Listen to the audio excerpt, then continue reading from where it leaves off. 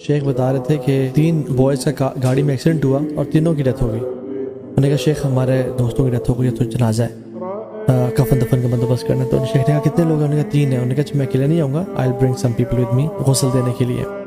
تو پہلے دوست کو انہوں نے شاور دیا, کفن پہنایا, دوسرے کو کیا. تیسرے کو جب لے کے آئے نا, اس کی جو باڈی سے نا بہت زیادہ بدبو آ رہی تھی, اور کہتے ہیں اس کا جو اسکن کلر تھا نا وہ بالکل وائٹ تھا.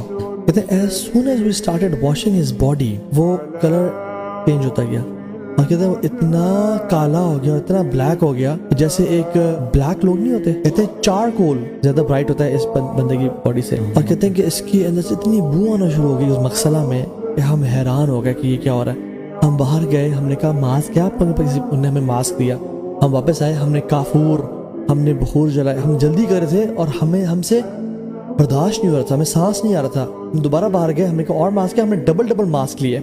ہم نے اسے کفن وغیرہ کر کے ہم نے ان کے فوراً سے حوالے کیا اور ہمیں پھر سانس آئی. تو شیخ نے اس بوائے سے پوچھا, جو فرینڈ تھا جس نے کال کی تھی, ہمارے فرینڈ کی ڈیتھ ہو گئی ہے, انہوں نے کہا یہ تیسرا دوست تھا آپ کا, یہ نماز پڑھتا تھا؟ سر جی سے نماز تو پڑھتا تھا. اچھا, نماز پوری پڑھتا تھا؟ شیخ نے کہا اچھا, ٹھیک چلے گیا. وہ کچھ ہفتے 10 دن بعد یہ بوائے آیا, کہتا شیخ میں آپ سے معذرت کرنا چاہتا ہوں, میں نے جھوٹ بولا تھا آپ سے. کہتے حتیٰ کہ ہم جب بھی نماز پڑھتے تھے نا, یہ ساتھ بیٹھ جاتا تھا, ہمیں دیکھتا تھا پر نماز کبھی نہیں پڑھتا تھا.